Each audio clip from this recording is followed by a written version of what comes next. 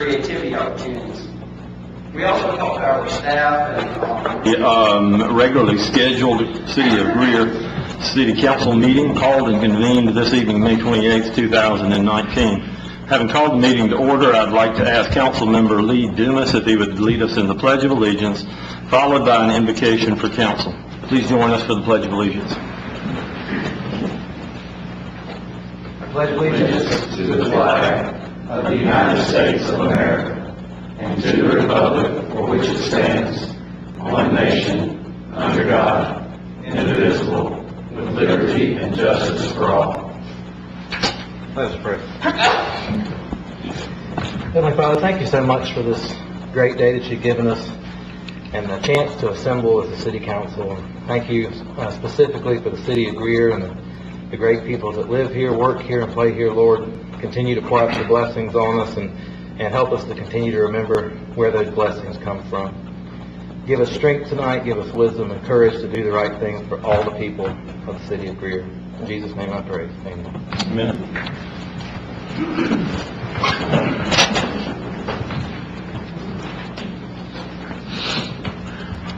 We set aside time for public forum, an opportunity for you to speak to items on the agenda. Ms. Adams, anybody signed up for public forum this evening? No, sir. With that, then, we'll move to the minutes of the council meeting. Council, you have the minutes from the May 14th, 2019 meeting. I'll entertain a motion that they be received. So moved.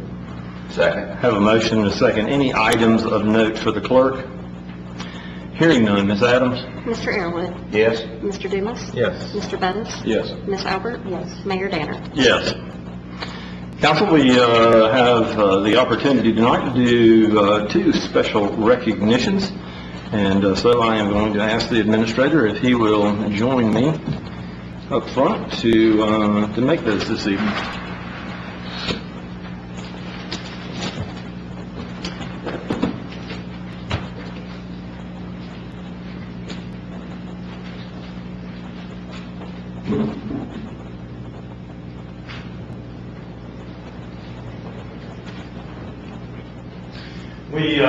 We often recognize those members who have reached milestones 5, 10, 15, 20, 25, 30 plus years in their employment with the City of Greer, but it's our pleasure this evening, well, maybe not pleasure, it is our honor this evening to recognize a couple of folks that are going to be retiring. And we appreciate their service and length of service to the City of Greer and what they have done. We try to include them in events that we have to bring them back to the fold from time to time so that we can keep up with them and they can see what we're doing. And so this evening we want to recognize, and I'm going to ask her to come on up, Sharon Cole.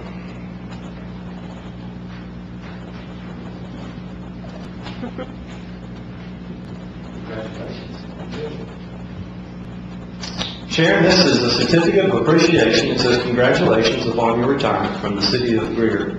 Presented in appreciation of 13 years of dedicated service to the City of Greer, January 30th, 2006 to May 30th, 2019. We would like to present you with this certificate of appreciation and our sincere thanks, and also a little gift.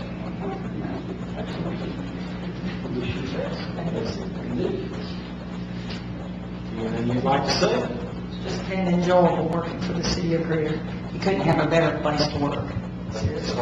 Very good place to work. Join me in a round.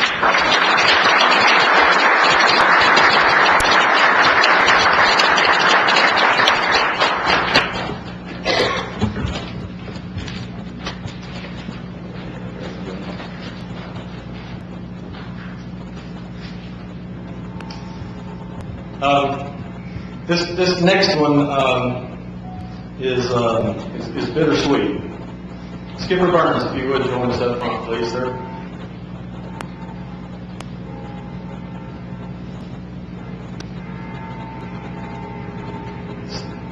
Skipper has been with us for 24 years, and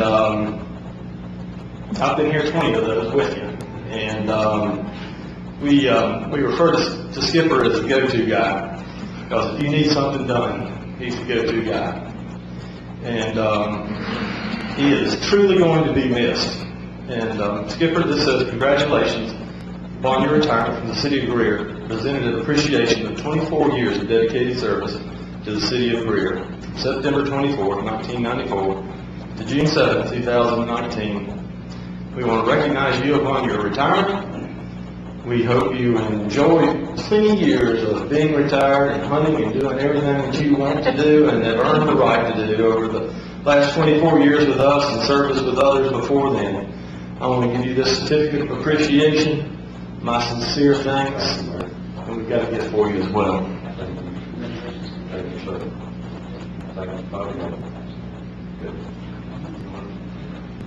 I'll say thank you to the mayor, council, Mr. Greer, for allowing me this opportunity. Greer is a great place to work. Thank you.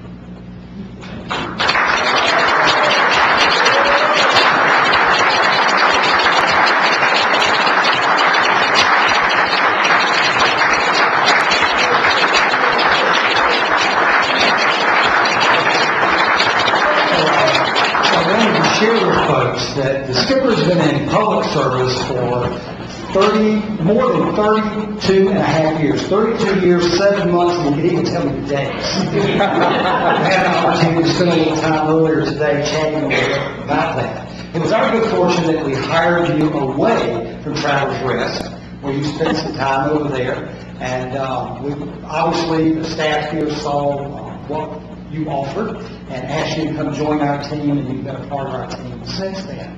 The mayor made the comment that you have always been our to-go guy and our go-to guy. And I was thinking about those examples of when I've needed to call on you to get things done. And Skipper always had a question. Whenever I would ask him to do something, he would follow that up and say, absolutely, I'll take care of it. And then he would lean forward and he'd go, now is this something just between you and me?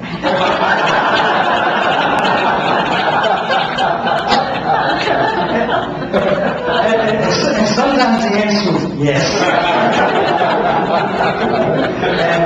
and I'll give my favorite example of that. Many years ago, we had a problem in our downtown area. Before we were experiencing some revitalization in downtown, we were having an issue with nuisance pigeons. They were occupying some of our buildings, and we were really scratching our head about these nuisance pigeons.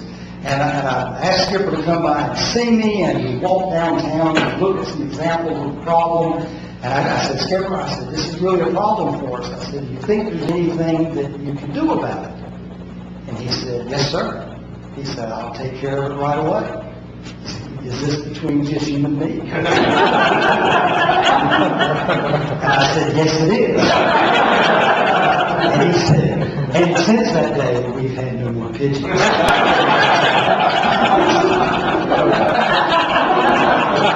We need to know the secret. Just like it. Congratulations. Thank you. Thank you. Don't talk with Chris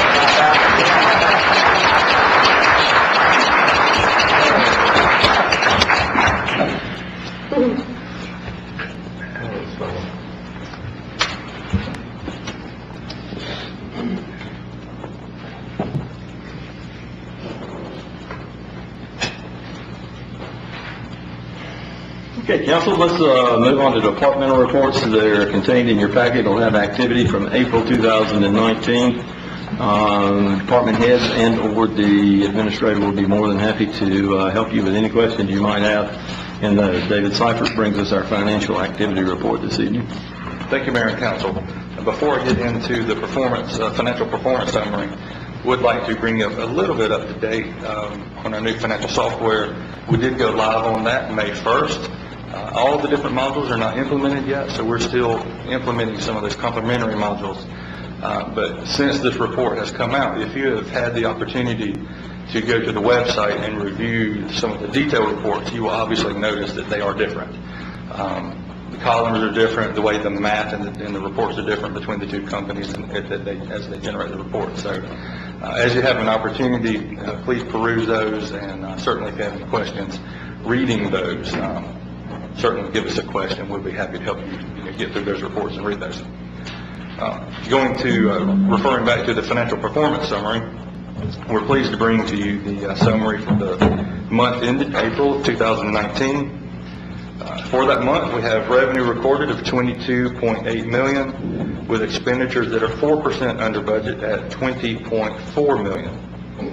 Referencing the dashboards, you will notice that we have a positive overall variance of $1.2 million and a carrying cash balance of just over $17 million. Moving to the hospitality fund, we have revenue that is 4% over budget at $2,027,000, with expenditures at $1.998 million. Then we have a carrying cash balance at April 30th in the hospitality fund of $1,072,000. And then finally, in our stormwater fund, we have revenue that is 1% over budget at $957,000, with current expenditures at $218,000. And as you recall, we do have several large projects hanging out there in the stormwater fund. Those are, we have some purchase orders issued and projects that are being worked on. So we expect that number to grow here in the next couple months. But our current cash balance in the stormwater fund is $1.3 million. So be happy to take any questions you may have at this time. Thank you, council. Floor is open for questions. Discussion. Thank you, David. Thank you.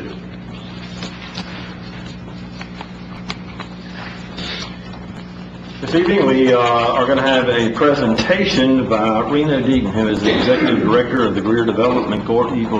He will be giving us his annual report. Mr. Deaton, the floor is yours, sir. Mayor, council, thank you so much. Before I begin, I would like, on behalf of Greer Development Corporation, to give a big thanks and congratulations to Skipper Burns. Obviously, a great asset for all facets of the city, but for us, the Greer Development Corporation as well, always has gone out of his way to do whatever he can to make sure that prospects receive the greatest treatment and see the best sites of Greer. So thanks so much to Skipper and his team for the years of hard work. We really appreciate it. We depend in our economic development program on great partnerships. We obviously know of the partnerships that we have with Spartanburg County and Greenville County, the Upstate Alliance, the Department of Commerce in Columbia, but really the internal partnerships in Greer are really what make our organization function. You, the City of Greer, the Greer Commission of Public Works, the Chamber, back 17 years ago, created our organization as a way to be a voice, a face for economic development in Greer. Still today, those organizations populate our board of directors, with Ed Drigger serving as a permanent member in his role as city administrator, Mr. Bettis serving an elected term of 3 years, and Kevin Duncan serving a revolving 3-year term as well. We have a staff of 3, and you have tasked us with the job of building wealth in the Greer community while preserving Greer's outstanding quality of life. And we do that by focusing on 4 functional areas in a program of work that includes business retention, new business recruiting, marketing, and product development. In your packets, there are a couple of documents. One is the annual report for us for 2018, and the second is the larger document is what we call our key performance indicators for 2019, updated through May. Some snapshots of the results there of activity. You can see that we're on a great run here in Greer. 2018 was the best year that our organization has ever had, with 14 successful projects, a good balance of commercial and industrial, more than $200 million in new capital investment, and approaching 1,000 new jobs. 2019 is also tracking very well, with 10 projects in our pipeline to date. A few more commercial than industrial, but still very healthy new capital investment projected and new jobs created. In fact, if we were to stop working today, 2019 would be among the top 5 years we've had in the organization's history. A little deeper dive gives you an indication of just how those projects and prospects are flowing both in 2018 and 2019. As you can see, we've dropped off a little bit year to date in manufacturing, much more activity in 2018. Distribution is on track to a number comparable to last year. The big change is speculative industrial development, where we've seen so much more activity this year than we did last year, and certainly good things in the offing as a result of that. Very little, actually no office projects in our pipeline to date, and retail is tracking according to our numbers from last year. So as I jump into sort of those four functional areas, to talk a little bit about what we're doing and kind of what's coming up, I like to start with business retention. I believe it's the most important thing that we can do in Greer as an economic development agency. The work that we do for existing industries, existing businesses, to make sure that their voices are heard, their concerns are heard, and that we're working day to day to make sure that we're overcoming those obstacles and presenting opportunities for expansion, I believe is the biggest asset and the biggest marketing opportunity we have for all of our new recruiting. We do a number of different things to make sure that we're touching our existing businesses. We make individual calls on both businesses and industries of all sizes. We've also organized some group events. Tomorrow, in fact, we've got an invitation to our first Industry Appreciation Barbecue. It'll be at Caliber Ridge. It's a chance to get together with the employees at that industrial park, just have lunch and say thanks for being a business here in Greer. We've also been fortunate. The mayor has been a great asset for our business retention program. We've done a number of mayor's business roundtables where we've gone to various sites and locations to identify new opportunities, new projects, and to really build relationships with existing industries. I'm very pleased with where we are. We can always do more, but we'll hustle to the end of 2019 to make sure that every business that we can get to is heard, and we're working on helping their issues. New business recruiting is obviously the glamour, the issues that make the headlines. We've got 53 so far leads and prospects have entered our pipeline. And they do so through a variety of ways. Leads that we generate through our various relationships with those folks we call decision makers, those folks that are in the room when a company is considering startup, relocation, or expansion. And they could be business professionals, lawyers, bankers, you name it. Our job is to make sure that we're contacting and dealing with those folks and real estate professionals to make sure they understand what Greer has to offer and that we can promote the competitive advantage that we offer to those business industries. A number of organized events coming up, like the BMW Pro-Am, Top Golf event that I think some of you had the opportunity to attend, as well as some organized recruiting trips that we take on our own, as well as members of the Upstate Alliance lead to those lead generation opportunities and filling our pipeline. Product development, I believe, is maybe among, if not the second most important thing that we can do as a community to be attractive to the kinds of businesses and industries that we want to locate here. And again, we're in a run right now where we're seeing tremendous opportunity for product development. In fact, in our pipeline now, there are in 5 industrial parks, there are planned or under construction Class A speculative buildings totaling better than 2 million square feet. And that's great, but we also have to put that into perspective. Our folks from CBRE reminded us that in the fourth quarter of 2018, there were 27 speculative industrial projects in the upstate. And in Spartanburg County alone, for example, I've heard statistics that maybe there's almost 6 million square feet of planned or under construction Class A industrial products. So we've got to continue to compete. We've got to continue to present the competitive sort of scenario for our developers to make sure that we are presenting the best opportunity for Greer to locate these new buildings so we can eventually locate great industries. Competition is fierce. Some of our neighbors have gone to great lengths to do the same kind of things that we've done here in Greer for years. And so we've got to continue to be competitive and work very hard.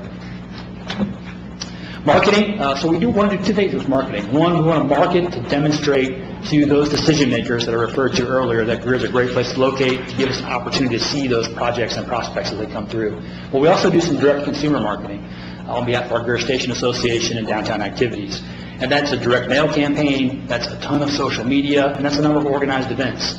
Some of you may have had an opportunity to attend the Touch a Truck event, which is an annual event the community seems to love, just a chance to get people downtown to see it and maybe experience it for those folks who might not otherwise come downtown. Right now things are great, and I think marketing is helping to lead the way to promoting downtown and the good things that we have coming up. Finally, I'll offer a note with respect to administration. I've been here 12 years. The organization obviously has been in business 17 years. We've not yet done a strategic plan. We, with the board of directors at the beginning of the year, spent some time reflecting on all the change for the positive that's happening here in Greer. Great new things happening downtown, hotel, parking structure, tons of new speculative industrial development, but tons of competition. And we thought it was the right time to go out to the consulting groups in the world and request an opportunity for an economic development strategic plan.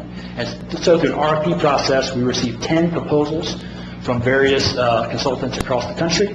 And through then a screening process and interview, we've selected a group called Creative Economic Development Consultants out of North Carolina. And over the course of the next several months, beginning in June, ending in November, they will take us through a planning exercise that will allow us to go through a new economic development strategic plan for Greer. Looking at things like how we compete, looking at things like what is our entrepreneurial ecosystem, how are we addressing sort of current opportunities that may be out there. How are we balancing our needs and opportunities relative to those of our partners on the county level, the state level, and regional level, et cetera. Very excited about this. This will require the help of everyone, and that our consultants will want to make sure they sit down with you as partners, hear your thoughts, get your feedback, so that this plan truly reflects the interests and opportunities in Greer. So very excited about that and what's to come. In closing, obviously there are so many things that are beyond our control. We hear of socioeconomic, political factors that change daily. Things are great here in Greer, and we're obviously taking advantage of that. My parting words are, we've got to make sure we continue to compete. We've got to make sure we continue to identify those prospects and know that we've got to work hard to win their business. I know that you focus on that. I know that we work well together. I just want to thank you in advance for all the work that you do, the hard decisions you have to make sure that we're competitive and be the best we can be. Mayor, I'm happy to take any questions that I can. Great, thank you. Council, floor is open. Reno, it's been several weeks ago, the mayor asked to one of the individuals presenting that night about economic development in Spartanburg County. And the question was basically, there's been a lot of economic growth in Spartanburg County, but when you look at the factors of how this affects the residents of Spartanburg County, you don't see a lot of movement. Can you have numbers of how the economic development in Greer has changed for, hopefully for the better for the residents and the businesses? Sure. So one of the metrics you'll notice on our key performance indicators document is our board expects us to track not just new job creation, but the wages that are associated with that new job creation. Now, I will tell you this year, we haven't beat it out of the park with the majority of our projects landing in either retail, distribution, or spec development. But our board is very focused on making sure that we have in mind what the county averages are, Greenville County and Spartanburg County, and that to the extent that we can impact the projects that are deciding to locate here or have the ability to locate here, that we're impacting those projects that drive wage growth up. I'm proud of what we've done as a board and certainly as a staff in terms of reaching out and working with those kind of projects. I will say right now, the majority, the ebb and the flow of the prospect activity that we're seeing by and large is spec development. And there's a bit of an uncertainty there as to what kind of business might locate. But quite frankly, in the climate that we're in, if we don't have the product, if we don't have ready-to-go buildings, the build-to-suit market just will not be competitive for us. And so I think what you've done in terms of balancing those incentive opportunities based upon not just capital investment, but also the potential for these buildings to create high-paying jobs is the right approach. And one will certainly encourage you to follow it in the future days. But so is our development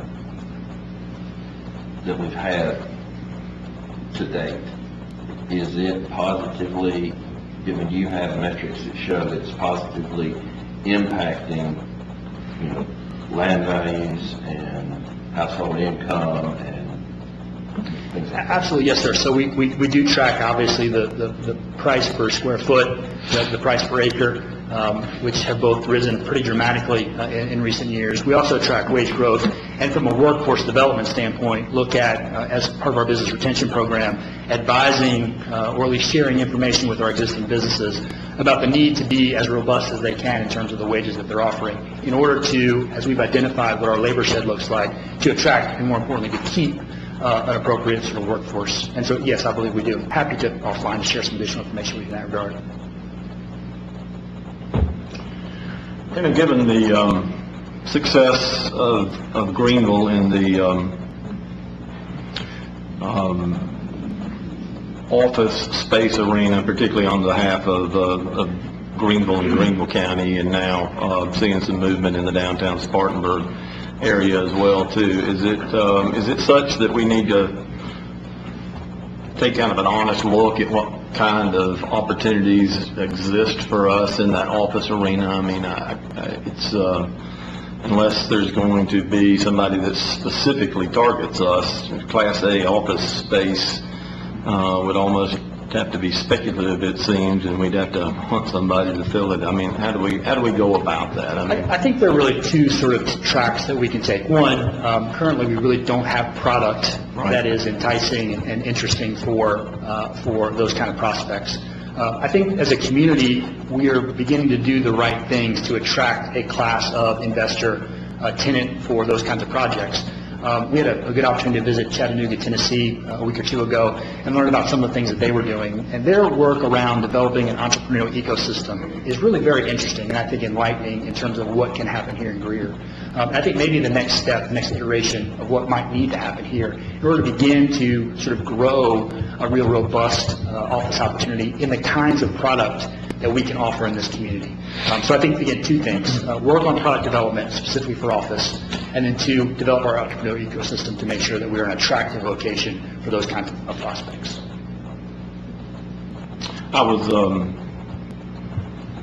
was looking through some statistics from Upstate Alliance from this past year, and I was a bit surprised to see that their average project was basically in the $2 to $5 million range, but after getting a little bit more information about it, it's apparently landing spots is what a lot of companies are doing. They're looking for a landing spot, and so it's anywhere from 5 to 25 people with a initial investment up front. So maybe that's one of the things we want to start taking a look at would be those landing spots. Yes, sir. And just a bit of a clarification. The Upstate Alliance really is the marketing arm. So the county organizations, Greenville County, Spartanburg County, et cetera, the local organizations in the city are really the organizations that are working the projects and landing the projects.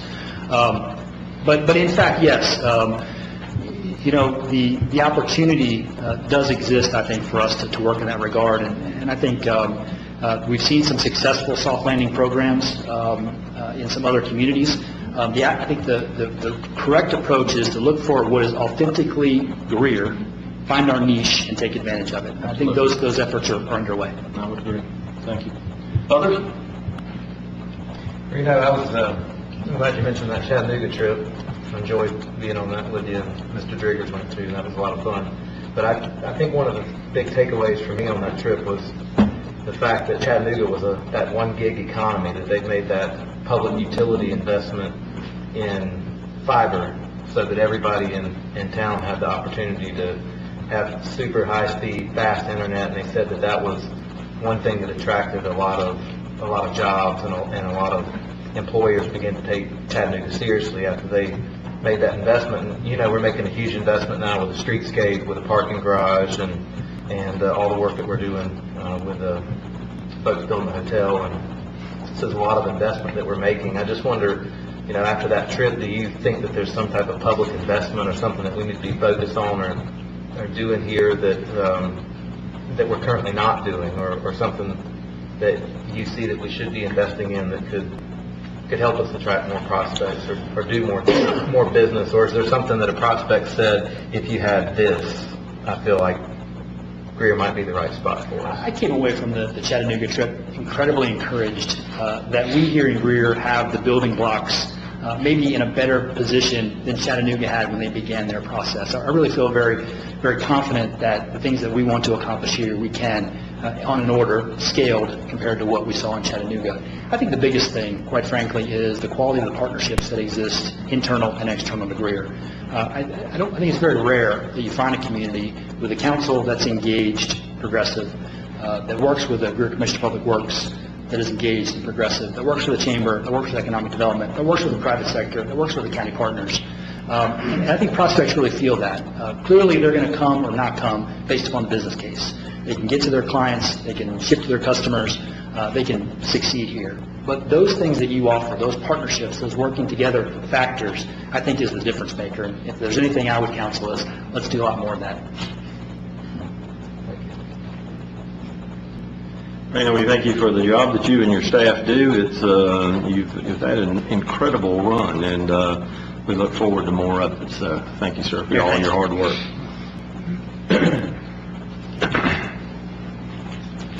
Council, just a note that we've got some terms expiring at the end of June, so we need to be giving some thought to boards and commissions We're going to have an opening on the Board of Architectural Review. We need to replace Ms. Joada Hyatt, who was our historian. Her term will end 6/30/2021, but she is stepping down. She's resigned from that position based on a move. So we need to give that position some thought. Also, we've got an appointee to the Greenville-Spartanburg International Airport Environs Planning Commission. The Greenville County representative is Andy Burrell. His term expires 6/30/2019. And then the Planning Commission, we have a opening in District 5 following the passing of Suzanne Tranquil, whose term was set to expire 6/30/2019. So District 5, if you'll give that some thought, Riley, and then appointee to the International Environs and the Board of Architectural Review will work with staff on those, so just to be aware. With that, we'll go back one step.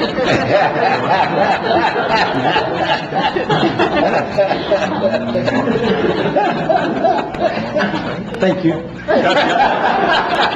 Got so excited about Reno's presentation, just jumped right over you, didn't it? Let's go back an item, and we'll get the administrator's report. Mr. Greer? Yes, sir, Mr. Mayor. I will certainly tell you, I was getting a bit of a complex over here. I shared with you in the lobby a little earlier that I'm traveling tomorrow to speak at a conference. The final agenda came out today, and I wasn't listed. So I sent a note to go, do I make the trip? So anyway, those things happen. Thank you very much. Just a couple of items to share with council. A couple of calendar items first. One of those is the annual Greater Greer Chamber of Commerce is sponsoring the Public Safety Appreciation Dinner. That's going to be coming up on Tuesday evening, June 18th at 7 p.m. We certainly hope your schedules will allow you to attend that. Let us know. We'll make sure that we make reservations accordingly for you to be able to do that. It's a great opportunity for us to support our firefighters, our police officers, those folks who are involved in our 911 Communications Center, and then our partners that we also have in our area here as part of our public safety program. So that's always a wonderful event. I think our employees greatly enjoy attending that, and so we appreciate the Chamber continuing to do that type of recognition. But again, that's Tuesday, June 18th at 7 p.m. Just let us know, and we can certainly make sure that we get you signed up for that. As we approach things coming up in July, just a reminder that the Municipal Association of South Carolina's summer conference, their annual conference, will be taking place in Greenville this year. That's July 18th through the 21st. We hope that we've received your information concerning your request for registration for that meeting. If not, let us know this evening. We're on schedule for tomorrow morning. That process is that we get queued in and have an appointment time. Our appointment is tomorrow morning to make those reservations. So if there's anything you've not communicated to us about your desire to participate in that conference over in Greenville, let us know, and we'll make sure that we get that taken care of tomorrow morning. One of the things that was contained in Mr. Deaton's, thank you, Mr. Reno Deaton's package was information concerning their marketing efforts for our downtown projects. One of those that you'll notice is that which is talking about our June events. And those are all taking place here at City Park.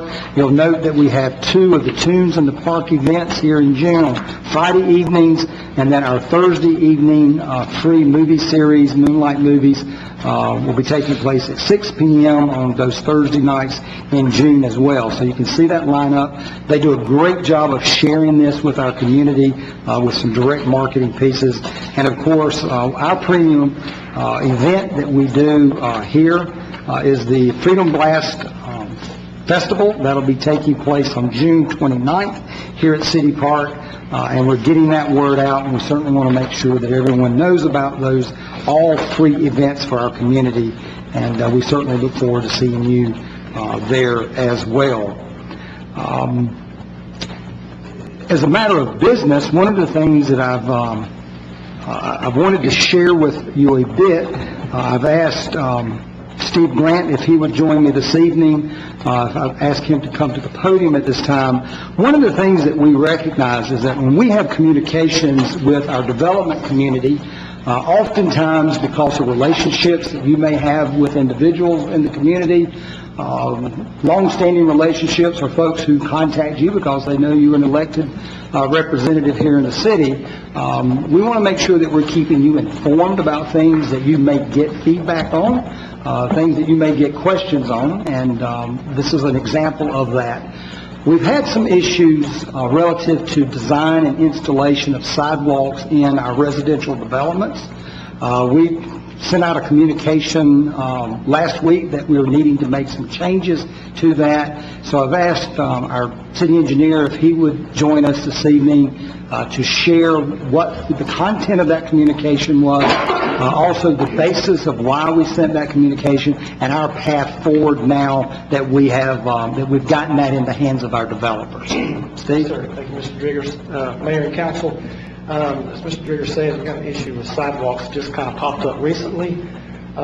We get requests to inspect streets to accept them into the city from time to time, and we had a couple come up here recently, and upon inspection we discovered that some sidewalks are out of compliance with ADA. ADA requires a 2% maximum cross slope, and some of these subdivisions are in excess of 10% cross slope. You can see these pictures, the sidewalk is kind of matching the grade of the steep driveways. And here's another one. This one's like 17% cross slope. This is not really the quality construction, I think, that the city of Greer desires, and I don't believe we should accept these into the city at this time. The responsibility for this falls primarily, I think, on the developer and their site contractor and the home builders. I've raised this issue to them. Nobody's accepted responsibility yet. I guess, I don't know if they're meeting or discussing it among themselves, but haven't gotten much feedback. In the meantime, our staff has been looking into how we review and approve sidewalks and the timing of that. Our LDRs require all physical improvements to be completed before recording final plats, but we may permit bonding if we desire, and that has been our practice, to permit bonding of the sidewalks. And so when the roads are constructed, they bond the sidewalks, and currently the sidewalks are being built by the builders on a lot-by-lot basis with each house. We don't permit or inspect sidewalks specifically. We inspect the buildings, we inspect the roads, but again, the sidewalk does not have its own unique permit process. So that is probably a small contributor to the problem as well. Let's see. We are going to require some changes as we review our processes. We sent out the communication last week, as Mr. Driggers indicated, and we got a lot of immediate feedback. All of a sudden, they became interested in the problem. When I sent out the email last week about, oh, it's going to cause us this and cause us that, and so I was glad to get them to finally recognize the issue, and Kelly's been in contact with a few of them as well, and we're probably going to sit down and have a meeting with them very, very soon to review this issue, how it got here, and what we can do as partners to make it better in the future and figure out how to fix these that are already under construction or built. And Mr. Driggers said, just want to make you aware of this issue, and you may be getting some calls from developers and or builders in the coming days if you haven't already. And anyway, I'll try to answer any questions you may have. Can you go back to just like that, your right, my left, that picture of the substantial change from grade from the Yes, house sir. down to the road? I mean, what if, in order to put that in compliance, and what was the grade? You said it was 6% or less, or what did you say? 2%. 2%, I'm Yes, sorry. sir. So what's the solution? I mean, do they have to build like a retaining wall? And I mean, how would you? There's a variety of, I don't know if a retaining wall, that's just one of the extreme cases. They could build a retaining wall, they could shift it down to the curb to get it down closer to the curb and take out some of the grade. bench it into the side, maybe slope it back. There's several things that can be done in each case. Everyone's a little bit unique. Is that part of the plan that they submit to the city? I mean, is there like some type of grading plan or Yes. something that includes? That's what I was saying, that the plans show one thing. I'm not sure the plans are exactly getting constructed. In other words, the plans may show one grade for the road and another grade for the lots. And then when it gets actually built, it could be a foot or two off. And if it's off in the wrong direction, this is what you get. So, we don't inspect the pad grades, anything like that. So, I think those decisions are kind of made in the field on the fly, and nobody's catching it. The home builder is building on a lot that's, in my opinion, they should have questioned that before they poured it.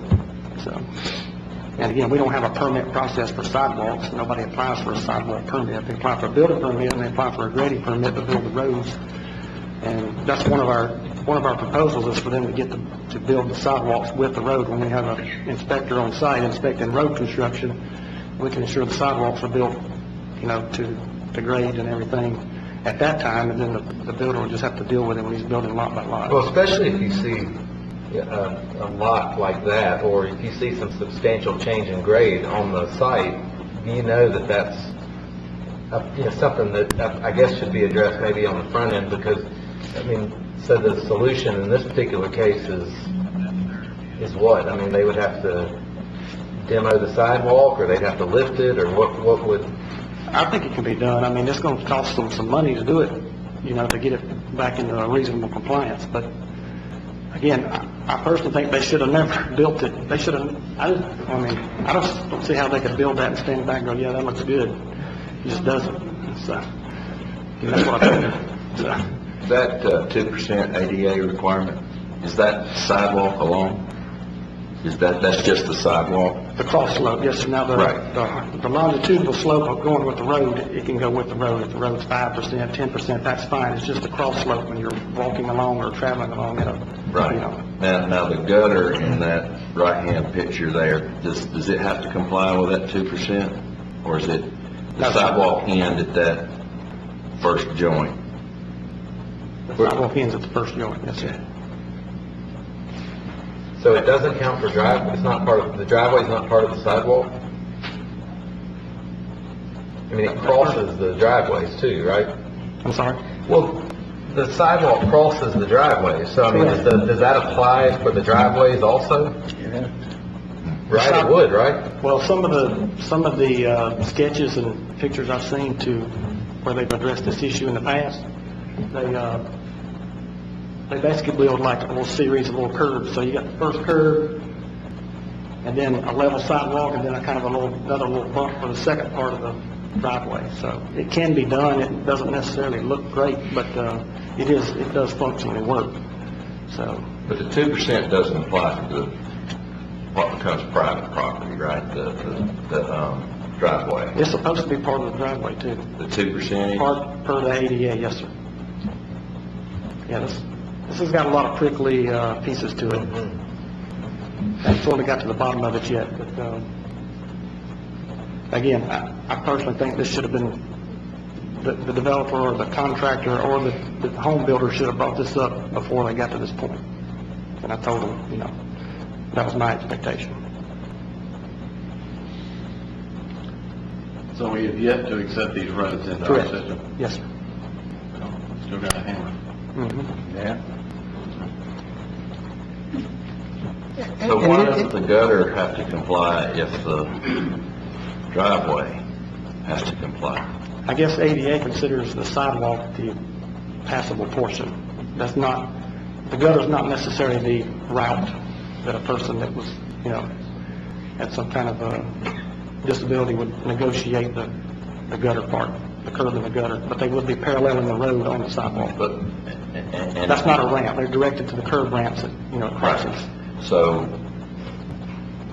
but you are, ADA requirement extends on the driveway. Is that right? Is that what you said? It would just be the travel. My understanding is be the travel portion of the sidewalk. Okay, so the actual not the driveway driveway itself does not have to necessarily comply. Okay. The piece of the sidewalk that's on the driveway does. The piece on the driveway should, yes. public, yeah, I got that. That's what you're saying with that little bump or whatever, right? The gutter right here, no, that because in what Steve was just saying makes sense, that the, I guess the accessibility to the sidewalks are at where they have the access for the ADA accessible. Right, at the crossings. Right. It's not giving them access to the road. I was talking about the bump that's above the sidewalk. He was talking about in order to, because the grade would change so significantly there. You got There could be flat. 2 bumps, one on each side of the Right. sidewalk. Bump over the sidewalk and another bump. That's just one possible solution. That doesn't mean it's going to do this here or in any case. Like I said, I haven't really met with them or discussed details. I've just raised the issue and thrown it back to them and haven't gotten a whole lot of response yet. Well, in that picture on the right, it's obviously so steep that something's been dragging going into the driveway, and it's knocked 2 or 3 chunks of the driveway out there where somebody's been going in or out. All right, information only at this point? Yes, sir. Thank you. Thank you. sir. That concludes my report. I'm certainly available to answer any questions. Thank you, sir. Thank you. Appreciate it. Council will move to items of old business at this point.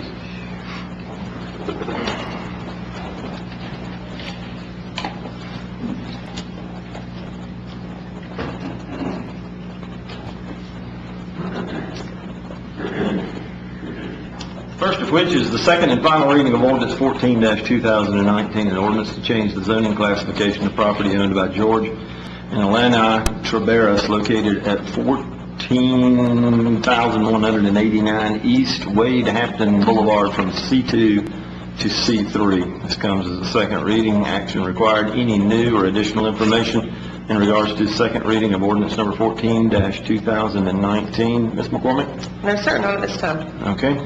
Floors, I'll entertain a bid to receive. So moved. Motion to receive in a second. Floor is open for discussion. Hearing none. Ms. Adams? Mr. Airwood, Yes. Mr. Griffin, Yes. Mr. Dumas, Yes. Mr. Bettis, Yes. Ms. Albert, Mayor Danner. Yes. Council's second item of old business this evening is the second and final reading of ordinance number 15-2019.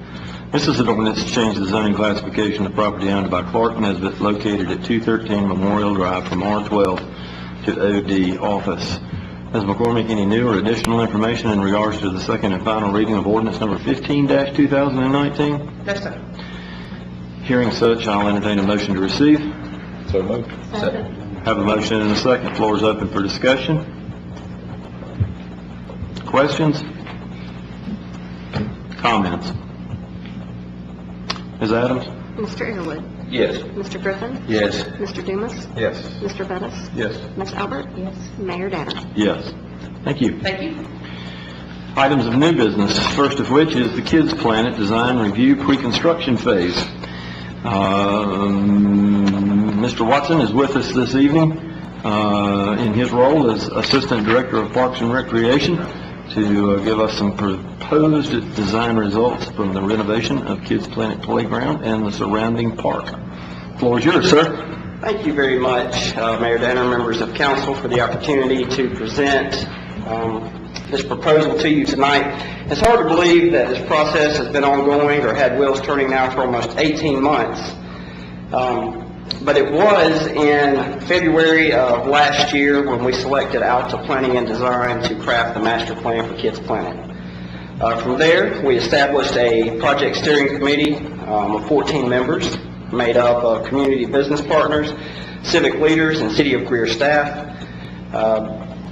Our project team, or City of Greer staff, went to local elementary schools to solicit input, gather ideas, see what the kids from this area wanted in their next playground. We also held public input session here at City Hall. And that brings us to what we heard. What do we need? What did people say that they wanted to see at Kids Planet? From children, we heard an enchanted forest theme. They wanted adventure play, climbing products, water play, swings, and music. From the parents, We heard more shade, of course, and you could really appreciate that on a day like today. More visibility, and we'll be able to see their children wherever they are when they're at Kids Planet. Walking trails, fitness equipment, water play, safety, and creativity opportunities such as music and art opportunities. And also from our staff. It's not on this slide, but we also listened to our staff, and we heard that we wanted to hear accessibility, inclusion, keep maintenance in mind when we're building this playground. And also, we wanted to make this a destination playground, unique. Just like the original Kids Planet, we want to have something that everybody from the upstate or from the surrounding areas wants to come to Greer and enjoy. So as we work towards the final design of the master plan, you can see here the side-by-side comparisons. The one on the left is Kids Planet as it sits today, and then the one on the right are some changes that were going to be included in the final design. Immediately, you'll notice the additional pathways that are marked in yellow and green. The new parking lot, referred to as the eastern parking lot, is accessed by the bottom entrance to Century Park. You'll notice a little small blue elbow, if you will, that's a separate misting station. Right now, the misting area is inside of another playground, but we wanted that moved outside of it, next to a central plaza located in the middle. There's also 50-foot zip lines. The music area has its own little area next to the plaza outside of the playground footprint. We also see here called out areas for outdoor fitness stations, and again, the parking lot down at the bottom, which is very important at this facility.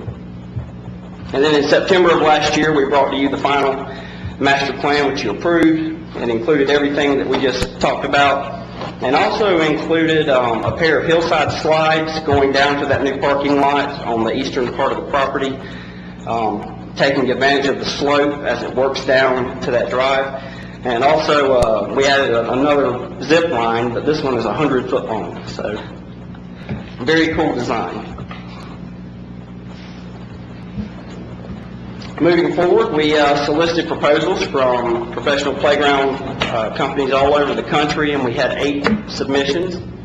Our staff project team evaluated those proposals, solicited additional information, and actually narrowed the field down from 8 to 2. The final 2 were Carolina Parks and Play, or landscape structures, and also Cunningham Recreation, or game time. These are 2 companies that we have dealt with numerous times over the past 20 years, or at least as long as I've been here. Very reputable companies, put out very good product. So we invited them in on March 18th to present their entire proposal to our full project steering committee. This sheet just kind of shows what the steering committee graded each proposal on. All of these elements from this sheet were pulled right from the master plan, right from the data we collected from the input sessions, to make sure that we were getting exactly what the public wanted from the playground. And the results, as you can see here, there were 9 committee members that chose Cunningham Recreation and 5 that chose Carolina Parks and Play. So, now the fun part, we get to see exactly what the proposal from from Cunningham Recreation looks like. This is an overhead or conceptual view, and to orient you, the 2 buildings you see in the upper left, those are the bathroom buildings. So Brushy Creek Road would kind of be at the bottom of that particular conceptual. The orientation really hasn't changed. As you come in, you still have the 2 to 5 area on your right. You'll see the circular plaza, kind of the meeting or the middle point of the playground in the middle. To the left, or kind of to the top of that, is the misting area. The music station is on your right. As you work or progress throughout the playground, you'll see the 5 to 12 playground area on your left, and then the 3-bay zip line station on your right. The outdoor fitness equipment is actually kind of notched around the walking trail, or the new walking trail around the playground. And also, well, we'll get into a little bit more details here about the hillside slide. But this kind of zooms in on the 5 to 12 area, the first one on your right when you come in.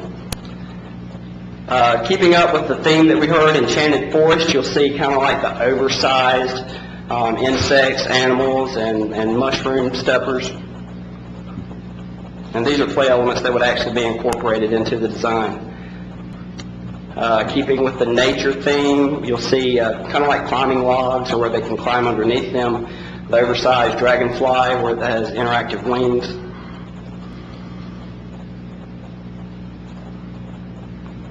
This is one of our favorite parts of the design. This is actually, going back to what our staff said, where we would like to see more inclusion and accessibility.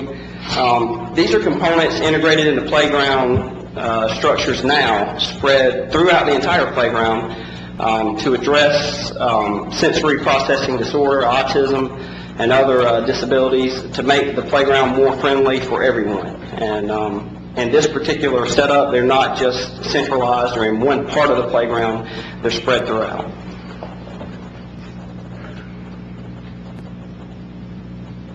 The large butterfly that you see there is actually a shade structure. It can be customized. It can be a flower. You see the butterfly down there in the bottom right. It can be palm trees that you see there at a water park.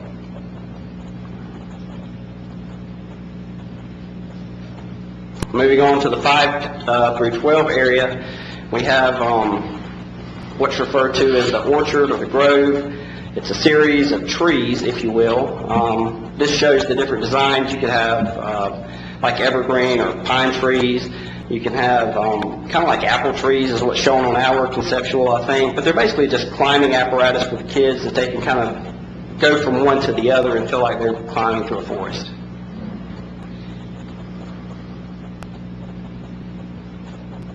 This seemed to be a staff favorite. It's kind of like a climbing net, if you will, that connects two of the towers in the 5 to 12 area. It's a triangular in shape. It's fully enclosed, but again, going back to transparency, you can see through it. Kids can crawl through it. They can walk through it. They can climb through it. Seems to be pretty popular.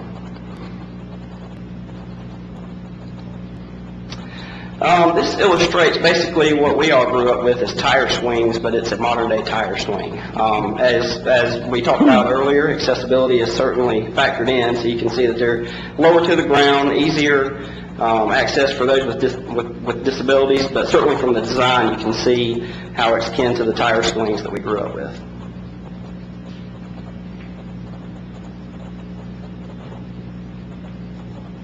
And again, another example of the nature theme, another log climber.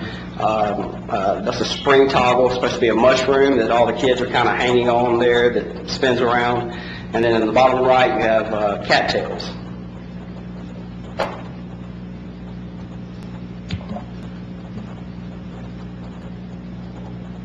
This is a pretty cool area here. It's kind of an area that doesn't have any playground equipment in it, but they refer to it as the bog. And it's a series of undulations and kind of mounds, if you will. But you'll see in the middle, or especially in the bottom right, you can really see, looks like there's a trampoline at the bottom where kids can go and jump on it, which is that's exactly what it is. It's a trampoline or a series of those at the low points of the playground, but those are also drains. So when we get large amounts of rain, all the water runs to them, and they serve as a drain to get the water off the playground and keep it safe, but they also act as trampolines for the kids.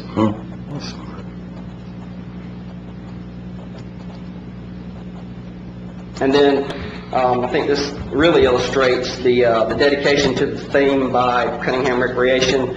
Enchanted Forest, you can see that the tower really fits, or the first thing that at least pops in my head when I think of that. To put it in scale, you'll see the girl climbing down it. We figure she's probably 4 or 5 feet tall, so overall the tower is about 25 feet, so really tall.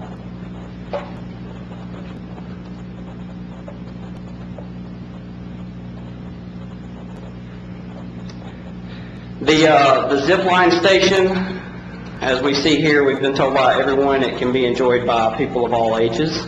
It's a 3-bay zip line, 50 feet long. One of the 3 swings, of course, is accessible. So really cool. That was popular. Although we have not had one here in Greer before, we seem to get a lot of positive feedback about that. The misting station, which we, again, will be separate. These are some illustrations of what the misters could look like. I think the conceptual only shows one mister in that actual part of the playground, but there will actually be 3. They can be fully circular with like a butterfly or an insect, or they can be, you see the vines at the top. You can also have rocks in there that just kind of spray mist from the side, so it doesn't have to be anything that kids run under. They can run through a series of rocks. Also, getting back, to the nature thing.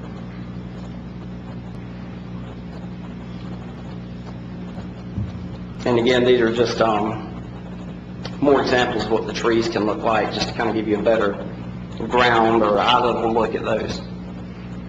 One thing I do want to mention, Cunningham Recreation's proposal included no engineered wood fiber, no mulch. And if you've been to Kids Planet, you know that'll be a big change. All of the surfacing included in this proposal is pour-in-place rubber surfacing, which is what we have at the playground here, with the exception of the misting arch and the musical section and the outdoor fitness equipment areas, and those are concrete.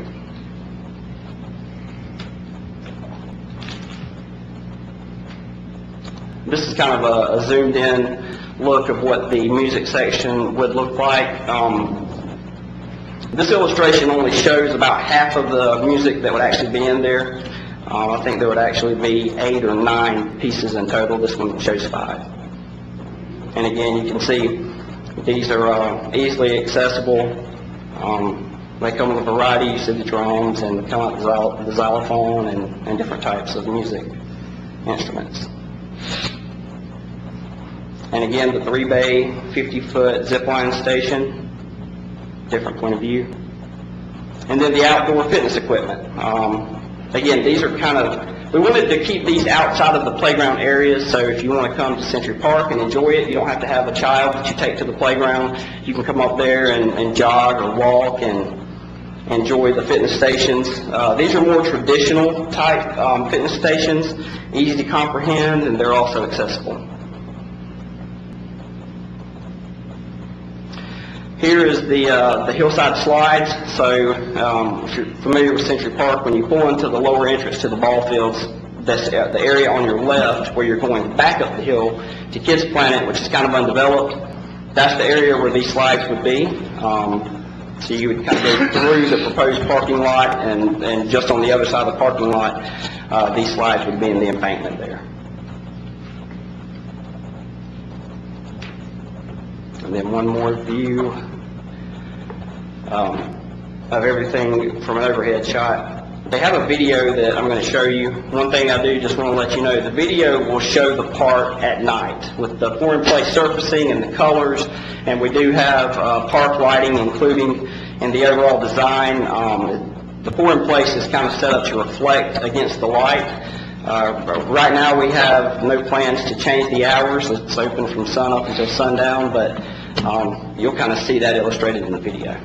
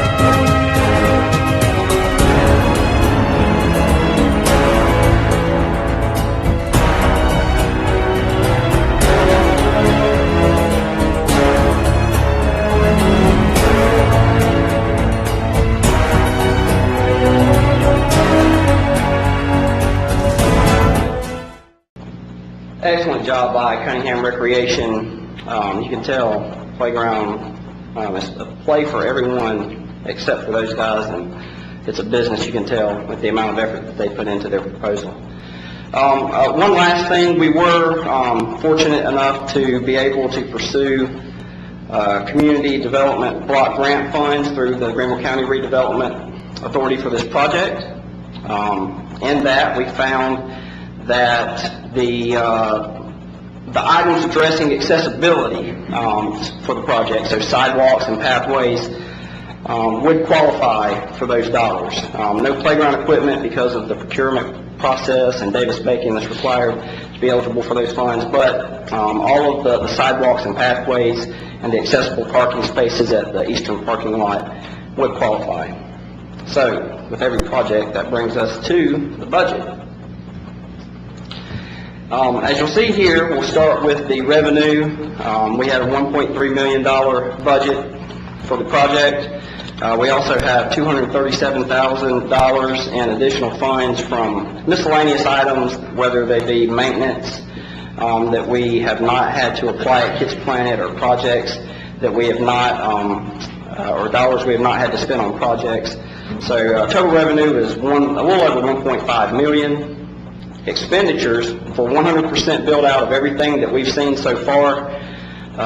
For site design or professional fees would be $50,000. The playground equipment alone, including the installation, would be $1,092,826. The grading and site work for the entire project would be $795,000. So total expenditures for the project just over $1.9 million.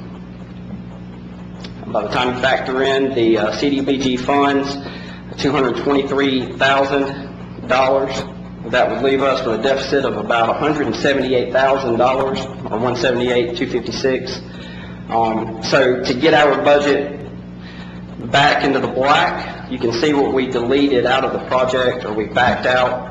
That's the 100-foot zip line, the surfacing under the zip line, the concrete curb to hold the surfacing, the 2 hillside slides at the bottom parking lot, the concrete steps that accompany those hillside slides, and then the bottom parking lot, as you come into the bottom entrance of Century on your left, instead of paving that with asphalt, we would convert that to gravel, and then that would leave us at $18,336 in the black. So you won't have any zip lines or slides? We will still have the 3-bay zip ones line. we saw. Yes, sir, but the 100-foot zip line that's kind of, as you're moving down towards that lower part, that would come out. And then also the 2 hillside slides down on the eastern part of the property also. I hate it's not going to have the slides. For That was- 13,000. That was, Yeah. now I was looking. You were looking forward to that, weren't you? I really was. I'm really disappointed. I can't imagine costing that kind of money to. We just asked you to go down that slide with him. Go back to those numbers one more time, please. That's 13.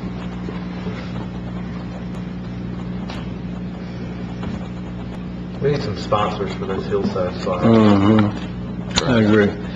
Speaking of that, what happens to all of the folks who donated and everything is, The personal effects. all that that's out there? What's going to happen? So our plan right now is to close the playground the Tuesday after Labor Day. Our staff will come in and remove all the personal effects that's engraved, that were hand painted or whatnot. We plan to remove those, collect them, store them in our warehouse. After the installation of the playground is complete, and we can kind of go out, walk it, and get our head around it, we'd like to then see and work with our Cultural Arts Division to maybe create some type of sculpture or some type of piece and figure out where on the property it would fit to display those items.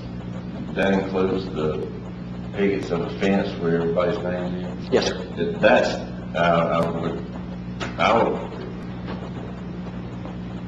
want to insist that that happens, because if it were not for all of those folks, you wouldn't be able to do this today. Absolutely.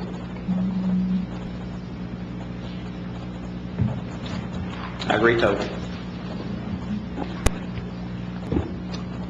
If I may offer, One of the things that I would like to remind us is that the 1.3 million budget was established, one, by $1 million of the proceeds of the sale of the Allen Bennett Hospital.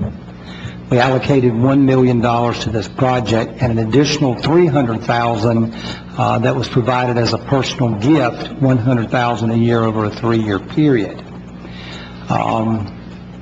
Let's not forget that the proceeds of the sale of the Allen Bennett Hospital was greater than $1 million. If it was your choice to allocate more than $1 million from the proceeds of that project, you would be able to do this without phasing the project. There certainly is the opportunity for us to solicit private contributions to the project, and I think that there is an opportunity for that to be successful. But there has to be a decision made in relative short term so that we are able to proceed with purchase orders and procurement for the design and build of those structures. These aren't items that they have in a warehouse. And so we have to have lead times to get that going. This project can easily be accomplished in 2 phases. We can do, as we've shown here, removing the 100-foot slide and the zip line, and then removing the 2 hill slides. And then we could come back at the future and install those later as a phase 2 of the project. Or we could proceed with some plan that you would give us direction on how to proceed. David, I'm going off of memory at this point. Total proceeds from the sale of the hospital was, I may be taking you off guard as well.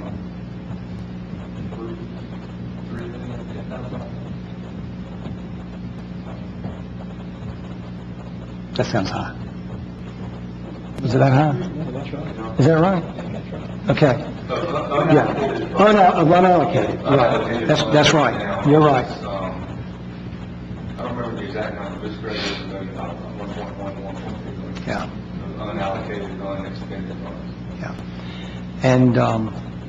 And while we have our eye on those dollars and lots of projects that we have going on, the difference between what that sale was and where we are, that determination has not been made by council.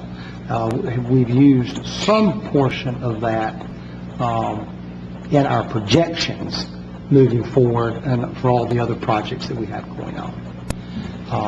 So we've got 1.1 million out of that sale is unencumbered, right? That's 1 point. Yes. 1112, right? Okay. Yeah. And I simply offer that to say, if you like what you see, we're able to do it in 1 phase. If you want us to hold, we can certainly do it in 2 phases. And Start with the phase and get it done. I think there's pretty clear evidence we want to see the slides. I want to make sure he goes down that slide with me too.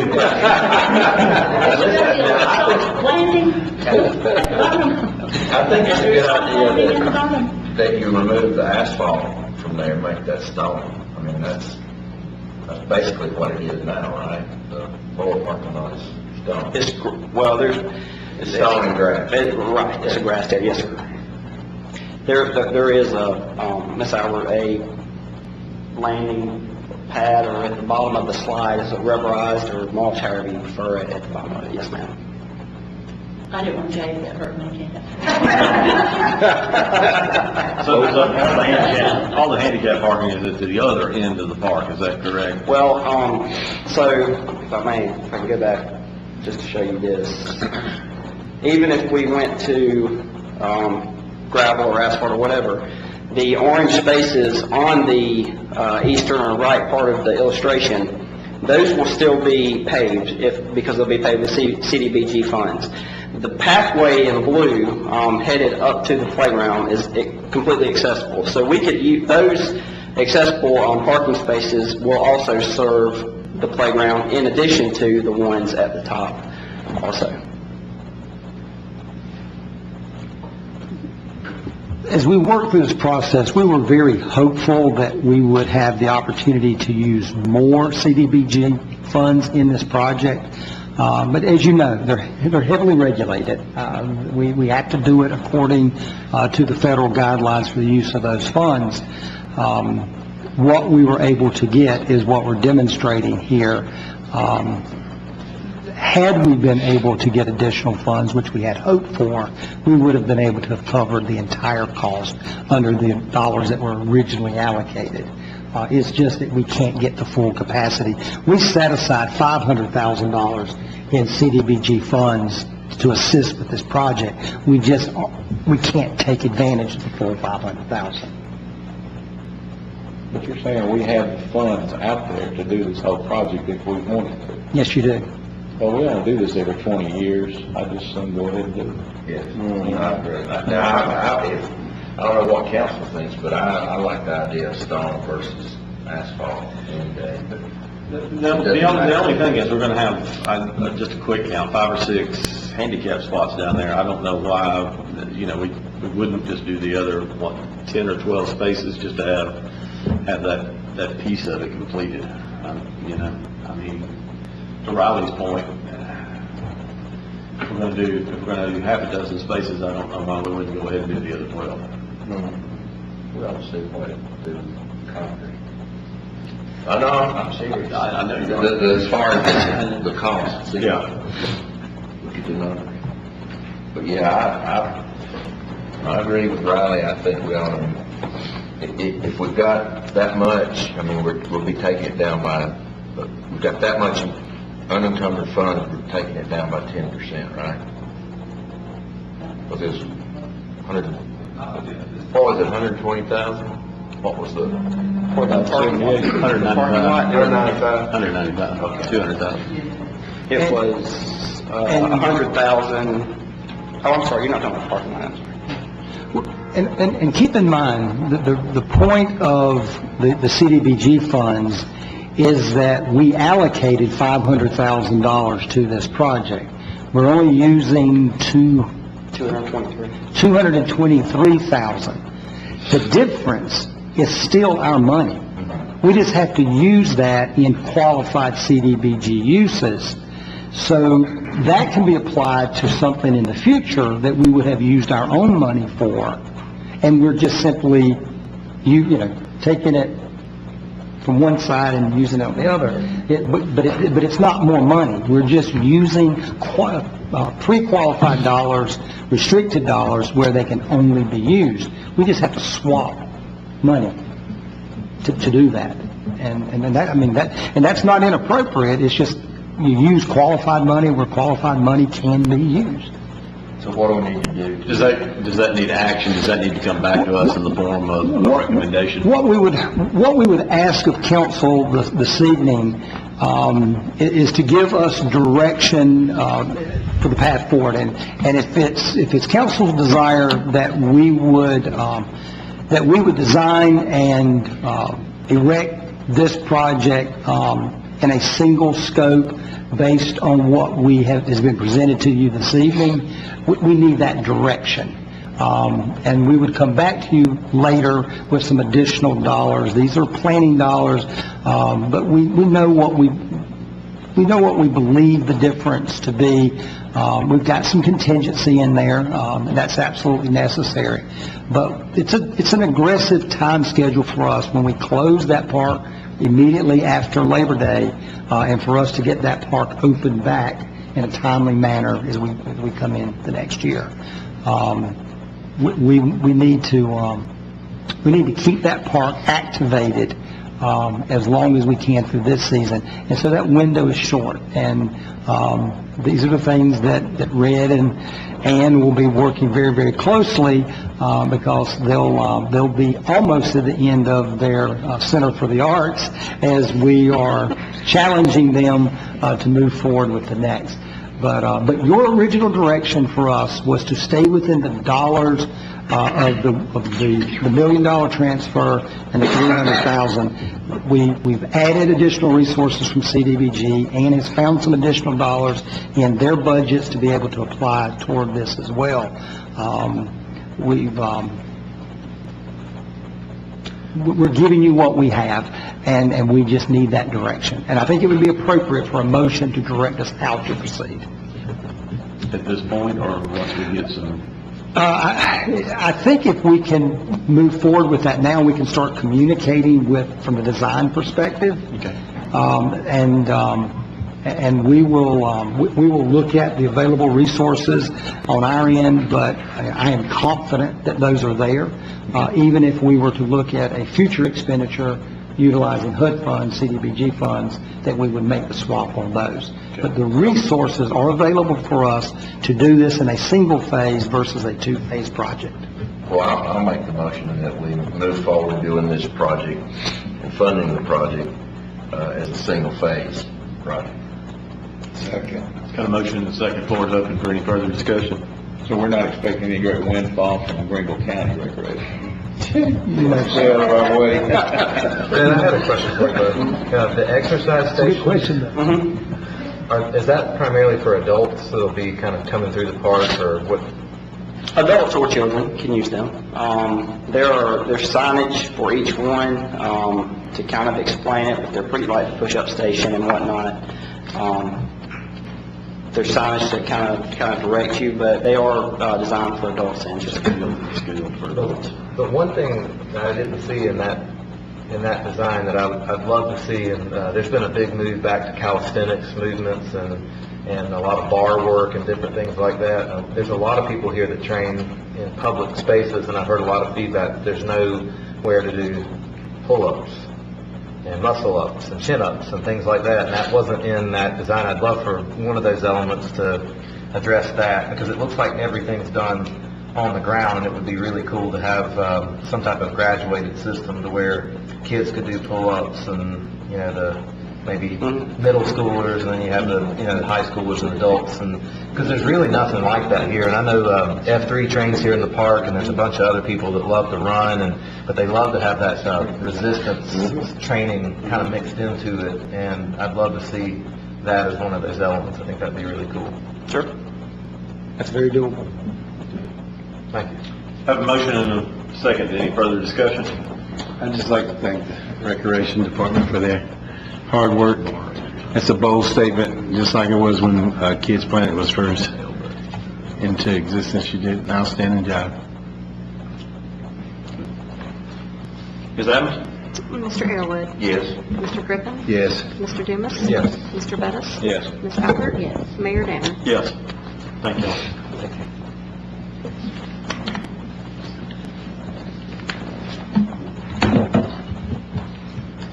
Council, in regards to further new business, we have before us this evening the first and final reading of resolution number 12-2019. This is a resolution authorizing under certain conditions the execution and delivery by the city of Greer, South Carolina of an agreement with Project Freeman Farms with respect to an industrial project in the city whereby the project would be subject to payment of certain fees in lieu of taxes, and whereby Project Freeman Farms will be provided certain remunerations for investment in related qualified infrastructure and providing for related matters. Mr. Deaton joins us again as the Executive Director of the Greer Development Corp. to give us an overview of Resolution Number 12, 2019. Mayor Council, thank you. This is the inducement resolution for Project Freeman Farms. Represents a new capital investment in the city of Greer of $50 million. This is you can think of it as the first step that ultimately leads to a project agreement for a successful Project Freeman Farms that's negotiated and executed by you, Council, through City Administration and the City Attorney. For the purpose of discussion, I'll entertain a motion to receive. So moved. Motion and second. Floor is open for discussion or questions. Comments? Hearing none. Ms. Adams? Mr. Airwood? Yes. Mr. Griffin? Yes. Mr. Dumas? Yes. Mr. Bettis? Yes. Ms. Albert? Yes. Mayor Danner? Yes. Thank you, sir.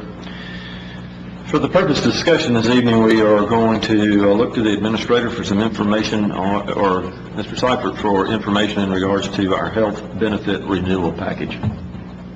Thanks, sir. We're gonna team this one.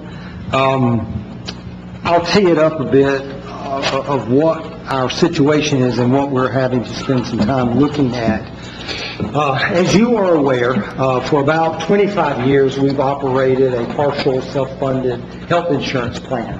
And I believe that we can demonstrate over that 25-year period that we have saved millions of dollars, of public dollars, in providing a really top-shelf health benefit plan to our employees and to our employees' dependents if they so choose that coverage. One of the risks that we always take in this type of program is we're making projections based on what we believe our claim history will be in the coming year. And obviously we don't know that. I mean, we absolutely have no way to predict what our claims will be. We've been monitoring for a while now that we've had several what's called high claim notifications to us. Now, any claim under $50,000, we pay that, a cumulative amount of $50,000, we pay that through our fund. That's what we're putting into through premiums that we've budgeted on behalf of our employees and our employees' dependents. And we pay all of those claims up to $50,000. Above $50,000, it is 50, right? Correct. Okay. Above $50,000, we have a reinsurer that we purchase insurance from that says if we have a catastrophic claim, that they're going to pick up those claims costs above $50,000 and beyond. And we pay a premium to that provider for that coverage. Now, we still operate very well in our claims area for those under $50,000 claims. If we were at the point that we were spending a little more than we were allocating through the budget for premiums, we know that we have the ability to either float that for a year or two to see if the fund performs better in the next or the third consecutive year, or we have the option to fund that at any given time to put those dollars back into the program. But over our 25-year history with that, we have years that there's a surplus in the fund, and we have years that there's a deficit in the fund. And it has ebbed and died that way ever since we've been involved in this program. But what we have occurring now is our claims that are identified as a high claim, those are the ones that are either approaching the $50,000 mark, and it is expected that they will exceed that amount, or those that have already exceeded. David has some numbers that he can share with us. Do know that we don't know our individual employees that this is occurring with. For confidentiality reasons, it's very important that we're only receiving data in a manner that is identifying that as employee A, B, C, D. And that's very important, again, for our employees, and HIPAA as well. So we're complying with that. But the situation that we have found ourselves in this year is that the reinsurer will make an adjustment to the premium that we pay for reinsurance, and it is a substantial increase in that which we paid in the past year. So, David, I'm going to ask if you'll kind of get a little more specific into the numbers, and for us to identify, and we will have some discussion with you about our path forward and how we best believe that we can handle that increased cost. Thank you. Mayor and Council, as a general historical perspective, we typically would see 5, 6, 7 employees reaching that high claim, cumulative claim limit in any given year. The last 2 years for us, those numbers have exceeded that 5, 6, 7 individuals. I think last year we had, 13 or 14 to hit that limit, and then this year we have about 17 or 18. So while our overall claims, the health benefit claims through the wellness program and stuff have remained relatively stable, we have seen an increase in those high dollar claims. So just giving some examples, any given employee, any particular employee, over 4 years, claims of $466,000. 2 years, claims of $342,000. 2 years, claims of $144,000. 1 year, $135,000. Over the last 4 years, $2.2 million. Those are claims that are being passed along to the reinsurer, and they are in turn are absorbing those costs.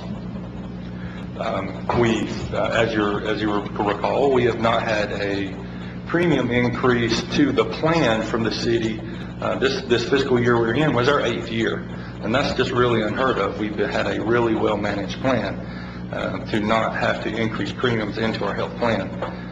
This year, if you exclude those high claims, again, our overall claims for the body of our employees is stable and managed well. But now the reinsurer is coming back, and as is insurance, going to recoup some of those costs that I've just explained to you. And so what we are seeing in the budget, and we'll get into more detail next week of all the specifics, or excuse me, in the next meeting, when we get into the actual budget numbers for the entire budget. But what you will see in regards to the health benefit fund, where we are today, and Mr. Driggers and I are still working the numbers with our insurance, our agent and plans, and we're trying to ultimately see this plan end up with. But from last year to this year, there's a proposed increase, overall increase of $402,000 in the health benefit plan. Of that $402,000, $314,000 of that is specifically related to the reinsurer. That other $87,000 is population growth of employees. So of the $402,000, again, $314,000 is directly attributable to the reinsurer. And that's obviously a huge number. I mean, we do not take that number lightly. It is certainly our belief that it will take us many years to be able to try to get that premium lower. As David indicated, we have a single claim of over $2.2 million in our plan. And so the premium increase does not anywhere approach the deficit that our reinsurer is incurring. And so we certainly recognize that if we were fully self-insured, we would have every bit of that we have to cover. And that would be in excess of, we said earlier, about $4.5 million. Does that sound right? But we would have to absorb all of that. The advantage of going to a private insurance company to provide that reinsurance level above $50,000 is that you now would be in a position of paying premiums that they are leveraging against all of their accounts, and they're betting that the premium that we have doesn't continue in the way that it is, and that other clients in that pool, that they will have lower claims than they are providing premium for as well. So no matter which company it is, overall, they have to collect more in premiums than they collect or they pay in claims costs. Otherwise, they would not be in business very long. And so we understand the business model that's there. We still believe that because of that situation of how difficult it would be for us to try to fully support the claims if we were trying to do that. I do know that when we look at the the reinsurance level, while that number may be 50,000, we've looked at what does it do if we change it to 60,000 or 75,000 or 100,000. Remember, our issue is not the majority of our claims. The majority of our claims are under $50,000. So we don't really receive great benefit in the premium for the reinsurance by moving that 50,000 higher. But we take on more risk with that because the high dollar claims, we're simply paying more of that than we would have otherwise. You will see in the budget that we will bring to you next week, or next meeting, you will see that we have the premium increase appropriated as an expenditure in our budget. We do believe that in this 9th year of 8 years of not having increases, is that we will have a modest increase for our employees.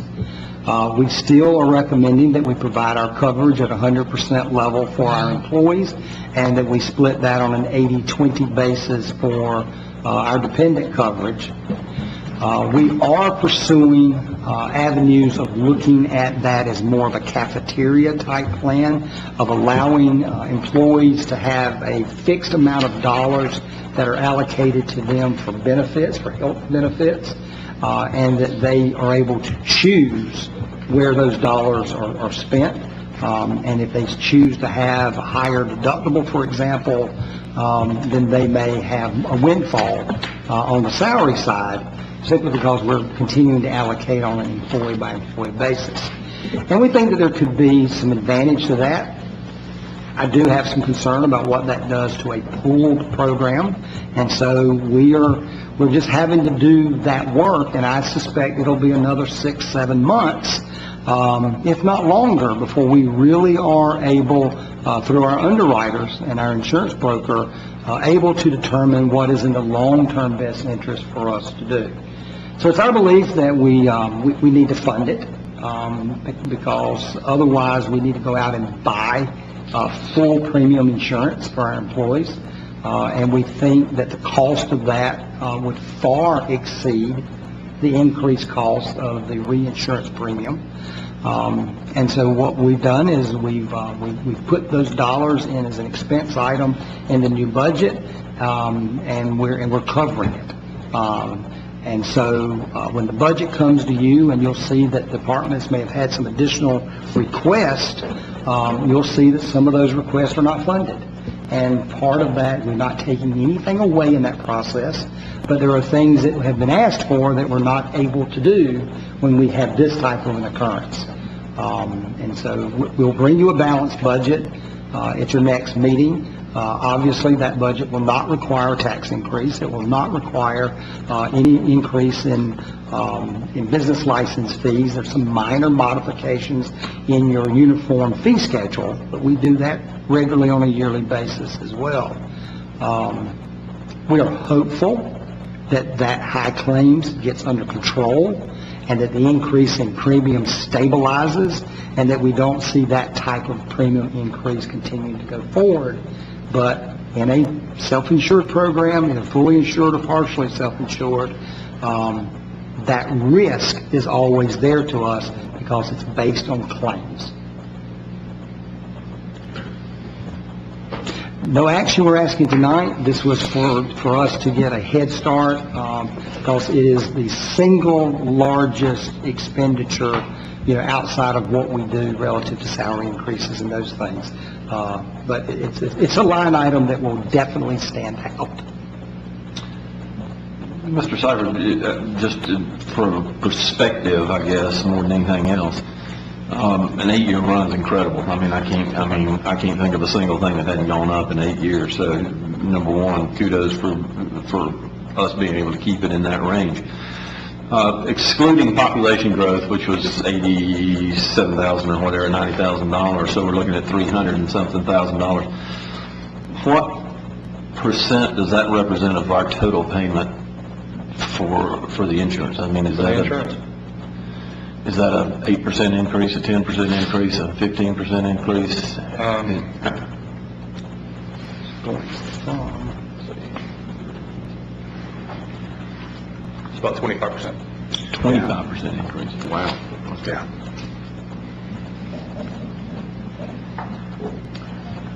Well, I guess if you divide that over 8 years, it's 3% a year. And that's a good point. I mean, had we anticipated, certainly if we had known we were going to have a 25% increase in 2019, we probably would have put back 3% a year, or recommended 3% a year for those 8 years. But that would have had both the city paying into a fund with a surplus and continuing to maintain that surplus, as well as our employees paying additional premiums each year for their dependent coverage that we didn't really need to cover claims. But your way of thinking is absolutely correct. If that's what we need looking forward, to do an automatic set aside, so that if this occurs again in the future and it's at some point, are we better positioned and covered for that? I would think we would be. Given our employee population growth, which has been steady over the last several years, and I would imagine is going to continue to grow, is it possible to have a conversation with our underwriters about what potential matrix may be out there for what we may be looking at over time as our population grows? Because I don't think we can attribute the increase that we've seen over the last 2 years to just population growth, but I guess there's got to be some statistics out there. As you increase your employee base, you're open to more susceptibility than you would be otherwise. Pool gets larger, you have more opportunity for these catastrophic claims. Is there actuarial evidence that would show that, okay, we had an 8-year run, but is there a time period where they've done studies that show that, okay, you're partially self-insured and you've got to reinsure, that if you're a certain size and all that stuff that goes into it, that you're going to have some large hits, and at what time period, if it's take a 10-year period, is it 8 years like we are, or is it? To speak specifically, I don't know the answer to that. I would have to assume. I'd say 8 years is a pretty good run. That's a good run. I can tell you that now. That's a good run, 8 years. That don't happen. Sort of like the economy. You hope that it stays good for a while, but you're going to have a recession sometime. Well, that's exactly right. I mean, 8 years, there's got to be some sort of evidence out there that shows that if you take a 10-year period between 5 and 10, you're going to have this occur, because you're right. Well, I think the prudent thing to do going forward is probably what we should have been doing, is find some type of index. I know healthcare hadn't been stagnant for 8 years, so we probably should have based ours on some kind of index, and as you say, have a dedicated fund somewhere that we're adding a certain percent of dollars every year, so that bam, when something like this happens, we have that fund. We do know the index as an industry is 10 to 14% a year. Yeah. And when I say we haven't had a premium increase, let me explain that. That is the premium that we're paying ourselves. We have seen underwriter increases through those years, but we've been able to contain those in the population growth of the employees and the premium that we pay ourselves. So we've been having increases in the overall program, but not a specific per diem per employee premium growth. But those have typically been in, 40, 50, 60,000 type range, a tenth of what we're seeing this year. And those we've been able to absorb. And in answer to Jay's question, I'm certain that there's some type of statistical data out there showing, okay, if you've got a population of 250 employees and their ages are broken down this way, that here's your statistical probability of what your claims are going to be. I know there's that kind of data. And that's what an actuarial study will do. Exactly. They're complex. I'm sure. They're very complex. They typically will give you sticker shock because they predict worst-case scenarios. Because an actuarial is to protect the insurance carrier. That's right. And in our case, that would be to protect us because we're partially self-insured. I do think in that environment, we would probably see, I think we would see annual increases to ourselves and to our employees as we ratchet that over time. Certainly not saying that's inappropriate, it's just we've been able to avoid that. Our scenario is, it is an unusual high claim Anomaly. anomaly. I mean, it really is. I mean, a single $2.2 million claim, a single 1.4, but in excess of $1 million. But when you're talking about such a small population, And it's a small population that those. Yeah. Yeah. Well, that's what And if our reinsurer were to say to us, we have to recapture that now to make us whole, we would have to say we can't provide them. I mean, we would have to make drastic changes to our level of coverage, what we do. Absolutely. Yeah, it would. Well, the insurance companies themselves, they reinsure. Right. You know, because it's the risk. And it's the same thing as you say, or there's statistics out there that will show you, you know, from age periods that I've written policies and had somebody die before I even got back to the door with the policy. So, and then age has death has no respect for age. You know, essentially, you can try to find that model, but it ain't never going to be perfect. That's why I said an 8-year run was just awesome. You know, that was unheard of for 8 years. With the reinsurer, how does that work with respect to just a regular insurer as far as shopping coverage? Are you able? Let's say we went to a Blue Cross Blue Shield and said, we want you to provide insurance coverage for all of our employees. No, that's not. I think that you have a reinsurer that is a company. Yes. Can you go to another reinsurer? Yes, and we bid those every time we look at our annual program. Yeah, we're always rebidding that to get the best premium that we can, and it is competitive. With this particular renewal, there were 5 reinsurers that we spoke with. Well, tough pill to swallow, but we appreciate the information. Thanks for the heads up. It'll make next meeting a little easier once because we have that background and understand what its impact is to us. Thank you. Thank you, sir. Appreciate it. Council, last item before us in new business is seeking approval of grant application recommendations. The Greer Accommodations Tax Committee met on Tuesday, May the 21st, 2019, to discuss the applications received for grants for the state accommodations tax for fiscal year June 30th, 2018. We've had some conversation about this and have come to the point that we're ready to revisit that. So, Mr. Seibert, do you have this information in that regard? Yes, sir. Thank you, Mayor and members of council. When I came to you last time for approvals from the recommendations from the State Accommodation Taxes Grants Committee, there was funding that was left after that first round of grants of $28,394. So we reopened the application period. We received 2 applications for this second round of applications, each at $10,000. One was put in from the Chamber for a new Blues and Brews Festival in the amount of $10,000. And then the Greer Farmers Market, as we discussed last time, revamped their application, focusing on those, the visitation and tourist aspect of the application, and also increased their application request for $10,000. So for those 2 applications, I'm come to you tonight to request approval from the Accommodations Tax Committee in awarding these grants. For the purpose of discussion, I'll entertain a motion to receive. So moved. Second. And the second floor is open for discussion. David, I noticed Aaron Williams abstained. What was the story behind that?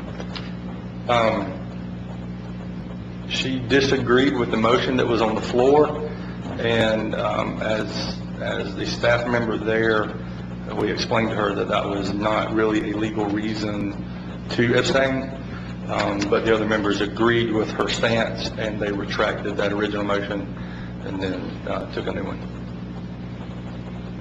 And the other question I have is, I didn't realize it was okay to vote by email. The procedures for that committee doesn't address the form of the vote. We only had 4 members there. I can't think of his name. Carter? No, Mr. Stevens. He did abstain because he was a signer on one of the applications. So with him abstaining, only left us with 3, and we did not have a quorum. And since our policy or procedures did not address how they could vote, we had discussion whether they could do that, and it wasn't addressed. So that's not. Is that a good idea? That was a mistake.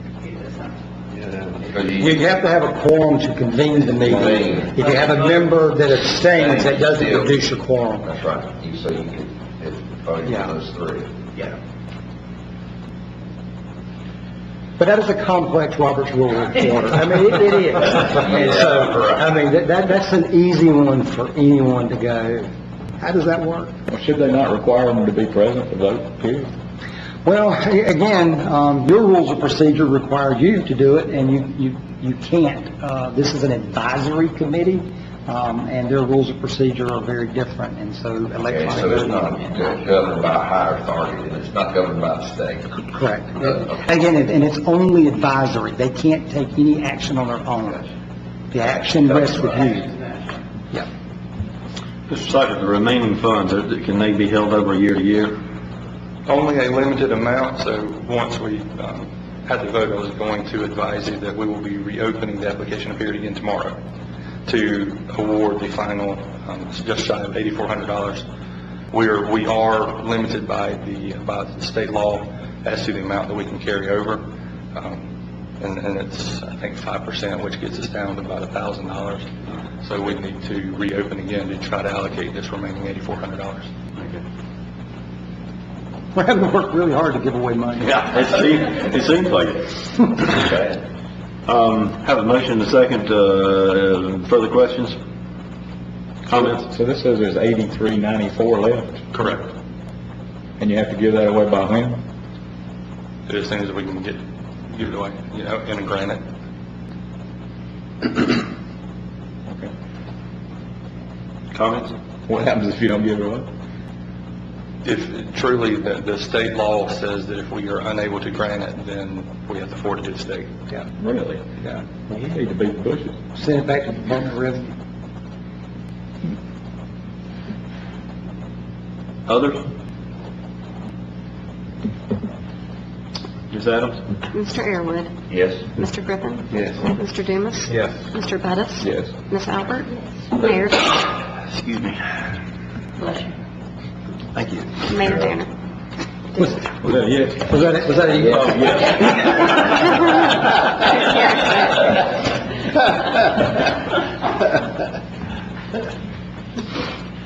That concludes our regular, thank you, sir.